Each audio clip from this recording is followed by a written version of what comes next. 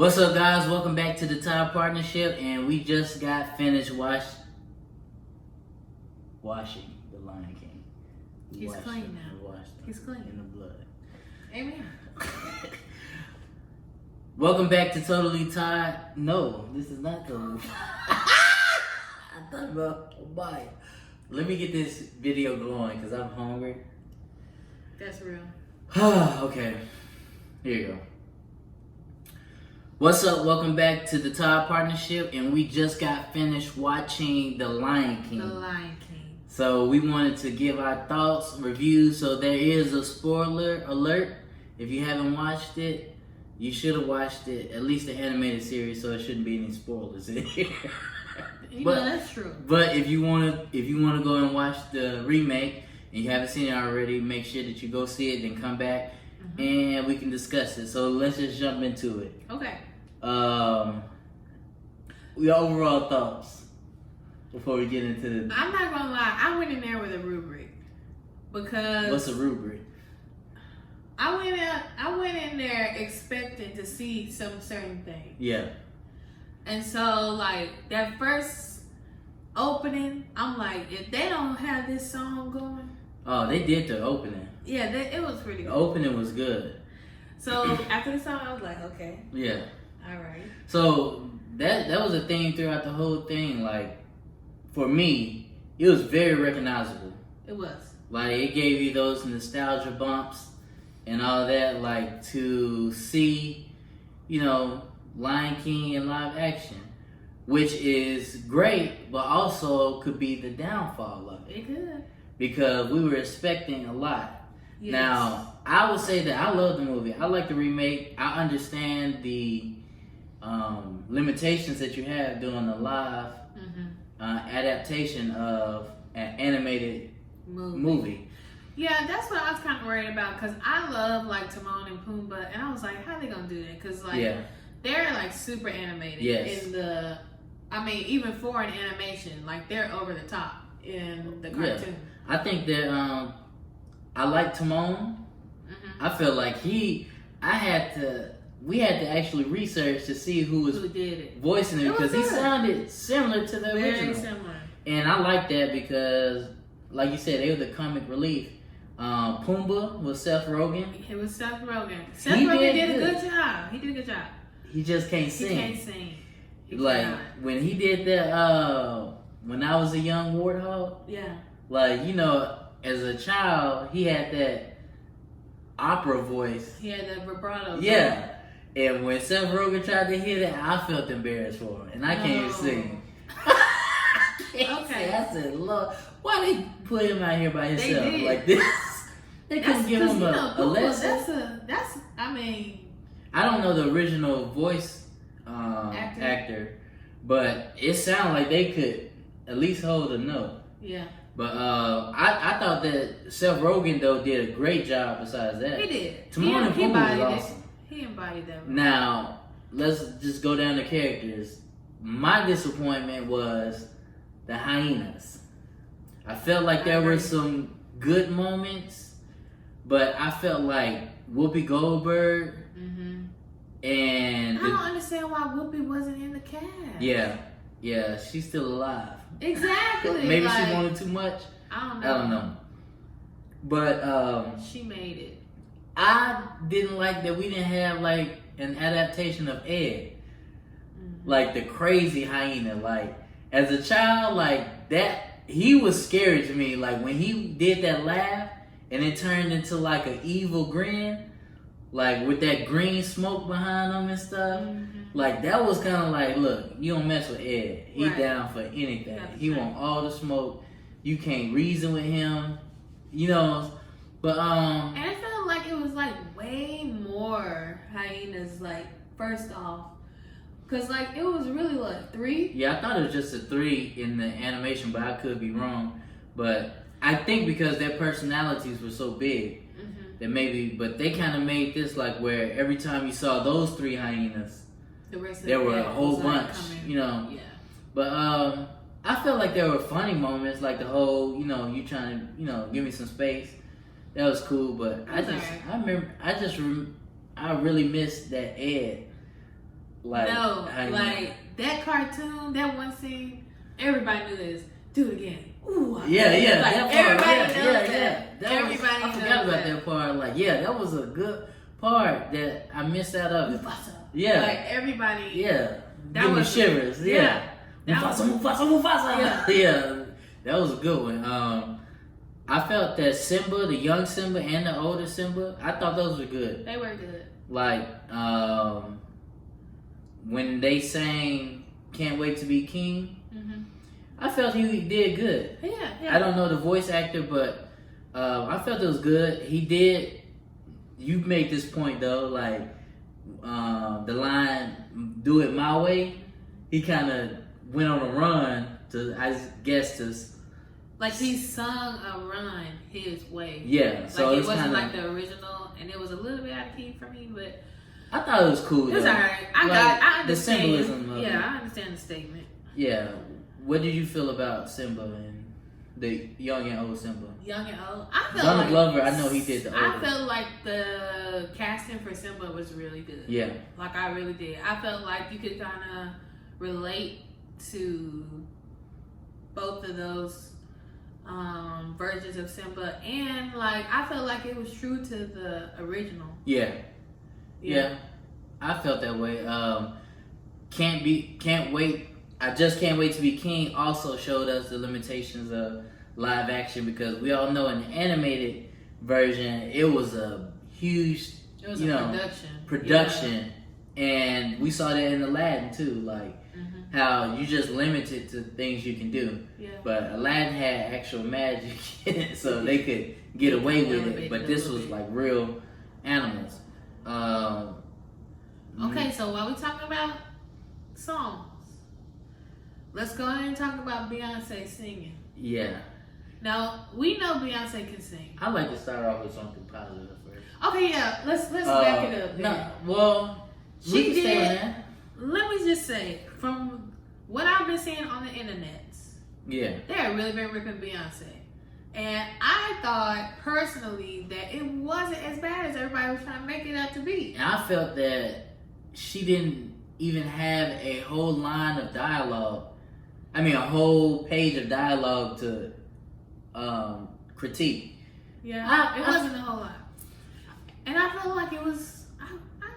I felt it was cool. It was fine. I felt it was cool. Now, what I did not like was, what's her name? Can You Feel the Love? Love? Can You Feel the Love Tonight? Yeah, I thought they, like, knowing that Beyonce was Nala and Donald Glover was Simba, I thought this was going to be the hit. I was waiting for this, because this was one of my favorite songs already. Listen. And then, I'm like, Donald Glover showed himself as a singer with his last album. Donald Glover did his job. He did. Beyonce, she did too much. Yeah, she was. Some things you just gotta just do. Like, some things you need to just leave alone. It kind of took me out of the sentimental moment of it. I think it really took away, because it was like she brought too much focus on her voice. And we couldn't follow along. We couldn't sing along. And I like Beyonce. Yeah. I like Beyonce, so it's not like I'm not one of them people that everything Beyonce does is overrated. Like, I think that she's one of the most hardest working artists. And she is. And she puts a lot of thought into her art to like make a cohesive project. I think this was overdone. Yeah. And I don't know if it was it's that simple for me. Here's the thing too, so it's already hard to do a remake, because you have shoes to fill, especially from an audience like us. Like, we're 30. We know this movie. Yeah, so we watched this everybody around our age knows this movie. Even kids. I mean, this is a movie, no matter what age you are, you have seen this at least one time. Yeah. All the kids have seen this movie. So, but for us, we done seen it so many times that it's hard to take yourself out of comparing it to the animated. Yeah. So, yeah, I almost feel like I was auditioned. Like, I auditioned for this. I just didn't get it. Yeah, I know. I can sing all the songs. lines. I know all the songs. Yeah. And like, I you kind of feel like, okay, I would have delivered that a little bit different. This was my first time in a movie theater where I don't like people that talk in the movies and sing along and stuff like that. I'm like, let me enjoy it. They get paid to sing it. Right. But this was the first time that I had to contain myself because I was singing a lot of these songs. Right. Because we grew up with them. Soundtrack of my life. Another song that got cut short and it didn't have that punch like the animated series was Be Prepared. Because that was in the animated movie, it was so menacing. It was. It was like skulls and that. It really toxic, reinforced death. Yeah, it did. And right. I didn't feel it in this. You know, and it really was glossed over. I really wasn't scared of the hyenas. No. You just knew they was hungry. They like to eat. And one of them had that look in her eye, like the one that's supposed to have been, I don't know. Chancy. Yeah. But that was actually Whoopi Goldberg's character. Yeah. Before. I didn't know that till after. Oh yeah. Because I just couldn't make the connection. It was But Be Prepared was, now the scene itself has some symbolism in it. Yeah. But one of the things that I caught in that scene of Be Prepared, when he came to talk to, let's back up. Simba went in there, and him and Nala, and they got saved by Mufasa. So Mufasa walks, and Mufasa says, I have to teach my son a lesson, and calls Simba over. Simba starts to walk over, and his paw lands in the paws of his paw print of Mufasa. And he sees that, man, I can't even feel his shoes right now. Right. But Scar, when he was in that scene before he sung Be Prepared, or while he was singing it, he kept stepping in puddles because his footprint never left a legacy. Right. He would be forgotten. There's nothing for him to be remembered by. I thought that imagery was pretty cool. It was. And even in the sky, while he was singing Be Prepared, there were no stars. So there was nothing, no legacy looking down at him. And that's the contrast to stars that were in the sky for the kings that had come before. Yeah. That were watching over the kings. Watching over Mufasa and right, Simba. And Simba, yeah. So, there's a lot of scenes in here that it just hit different because we're older now. And what's another song that... Another song? Yeah. That was pretty much all the songs, yeah. Beyonce had that Spirit song. It was alright. Yeah, so... Number one, let me say, it did not sound like her. It did not sound like her. And the only reason I knew it was her before coming, because I did not listen to the soundtrack. They had a music video for it. They did have a music video, and I saw Blue Ivy was in it. Yeah. But I hadn't watched the video or anything. I might have to watch that video. It might have some might be better. Yeah. Just separate. I think that was a point where throughout the whole movie they did great sticking to the script and marrying the new with the old. Showing the adaptation. Spirit was forced in there. Because when he's running home, I remember I don't know the name of the song, but there was a certain song playing with him running back to Pride Rock. And I was taken out of that because there's a new song right there. And that, I don't know, I haven't read the lyrics, I haven't seen the video. I heard it for the first time really in the movies, but it didn't connect with me. It wasn't something that I was emotionally attached to. And if you know anything about The Lion King, I would say that for the whole movie. That's what I'm saying. The Lion King was one of those movies where, as a child, you felt it. This is the first movie I cried in. When did this come out? 94? 94. It came out in 94. I was 6 years old. Yeah. I cried. Let's talk about that scene too. Yeah. I cried. I was weeping uncontrollably. My father was sitting right next to me, and I was just like, "Oh my God!" I wouldn't know what to do. If you know what it was?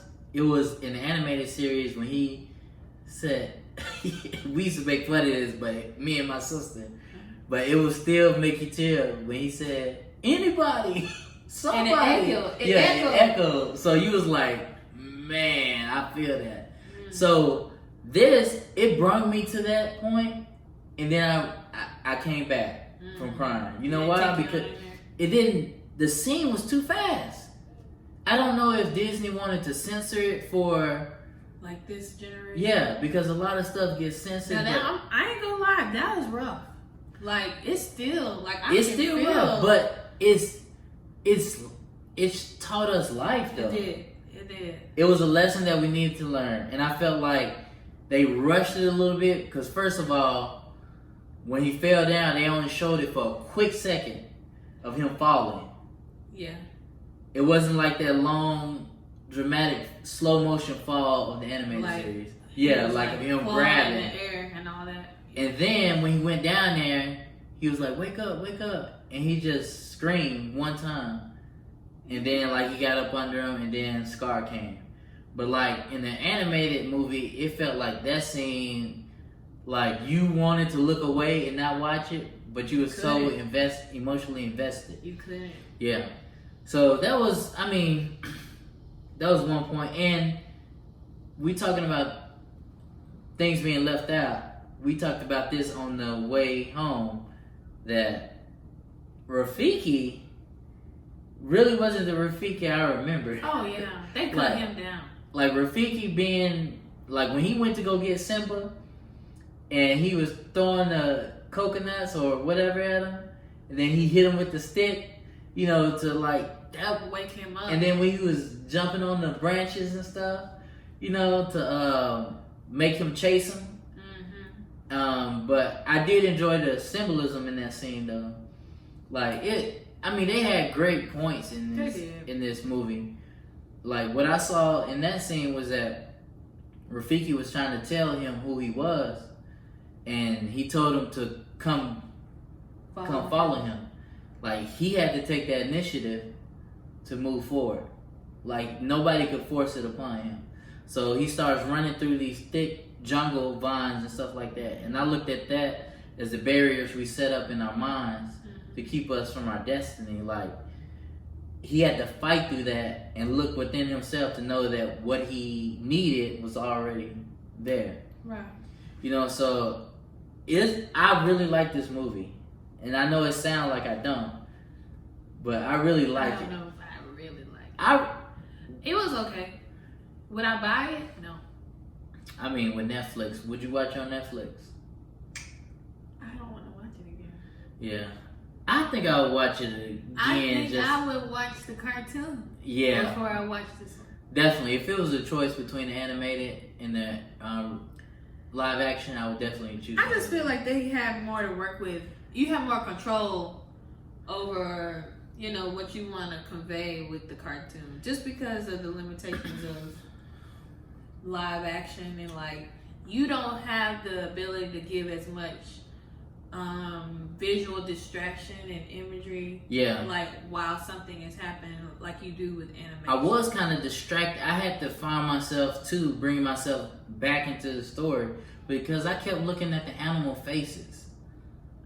Like that's another thing with animated movies where the facial expressions are more dramatic. I guess you can feel it more, the emotions of animals. The cartoon or the live? The cartoons. Oh yeah. Yeah. So with this, I was looking at their face like it really don't move much. It don't move that much. Now I did see their eyes, like their pupils go, big and small for certain things, but you really didn't feel the emotions of their faces. Like that's one of the things that probably got us with the Mufasa scene. With Simba. And that is primarily what I was talking about with the Timon and Pumbaa thing. Yeah. Because I felt like Pumbaa really gave us a lot. Oh yeah, he gave us a lot in the cartoon. Yeah. And like that didn't translate for me in the live action. Yeah. And I'm interested to see. I want to see how long is the animated movie compared to the live action, because you said that it's because we should have. I felt like the pacing of this movie was super fast. I really feel like it's the same. Maybe I felt like some scenes needed to breathe before you shot to the next scene. Maybe. But I don't know. I felt like the pacing on it was fast. Just about every movie back then was about an hour and 20 minutes. Yeah. At most. It's probably the same. Like you said, we were younger. This one was like 90. Yeah. Maybe I was just wanting a little more just to stay in. Like the Mufasa scene, I felt like they needed to let that breathe. Like at least one more minute.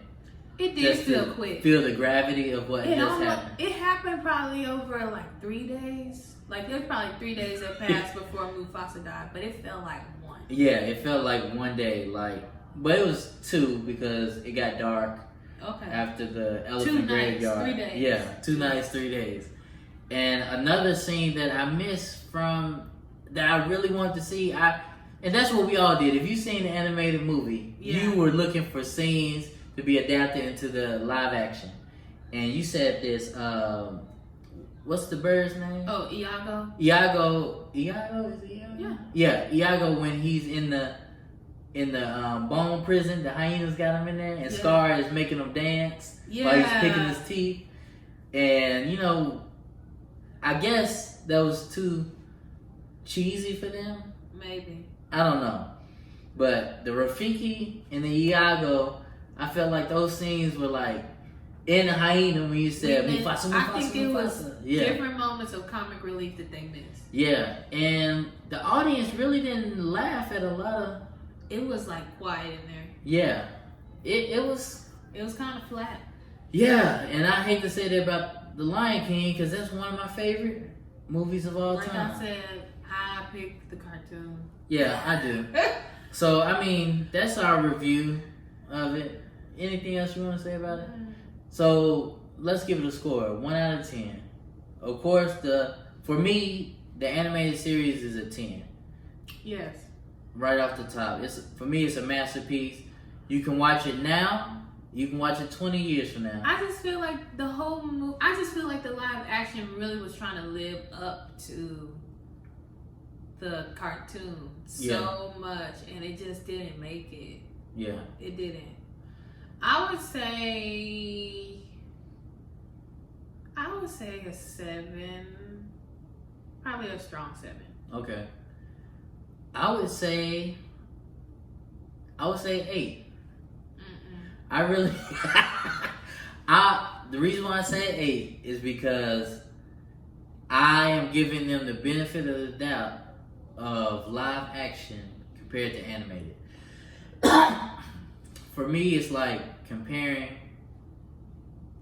It's hard to compare. I'm not giving them no breaks because these are the same people that work with Marvel. These are the same people who have given us all these different types of effects in different movies. I would say this though. And I think that they have the resources to do it. I think the CGI was on. Like, I felt like the movement of the animals were really good. I just felt like the facial expressions need to be tweaked and scenes taken out. There was one scene that I really was looking for. What is it? When grown Simba was fighting Scar. Oh, we didn't talk about And I remember because they've actually played Lion King on TV, leading up to this. And so they have, in that scene, they have the fire all around. Oh, yeah. And they didn't do that. And then the famous, I might be wrong, but I felt like, in the animated series where they're at the top of Pride Rock. Mm-hmm. And I'm going to get as a child, I recreated these movie scenes with action figures 1,000 times. This movie, Free Willy, all that. I recreated these with toys. And when he jumped on Simba at the top of Pride Rock and Simba pushed him with his hind legs off of him, flipped him, and he fell down. I felt like in the live action, I don't remember seeing that. It kind of felt like he just fell down. He hit him and he slid down. And on that fight scene too, Simba could have gave him some more hands. It felt he like gave him a good 2-piece, but I was I felt like I needed a little more drama for that. I did like though Nala and the lioness. The ladies. Yeah, like I think their fight scene was better live action than it was animated. I would give you that. And like and that spoke to me too. Like with us being married, you know, like you always say, like you helped me like through everything, but Nala could not help Simba until he accepted who he was. But when he accepted who he was, they was ride or die after that. Like, and they weren't weak about it. They weren't, a servant. They weren't slaves. Like, they were like, okay, you know who you are now. We can ride with you. Mm-hmm. And I felt like that scene was really good. I felt like that was better than the animated, and that's probably the only scene that I can say was better than the animated scene. Yeah. But I mean, this whole movie was a trip down nostalgia lane. Like, just to see it, and we live in a time now where the technology is ripe enough to do that. So it was cool. I think it brings Lion King to a new generation, and even then, it'll have them go watch the animated. Mm-hmm. So if you're new to Lion King now, you're gonna want to know what was the fuss about. It's a classic in '94. It's so not going nowhere. You gave it a 7. Mm-hmm. I gave it an 8, and that's what we thought about it.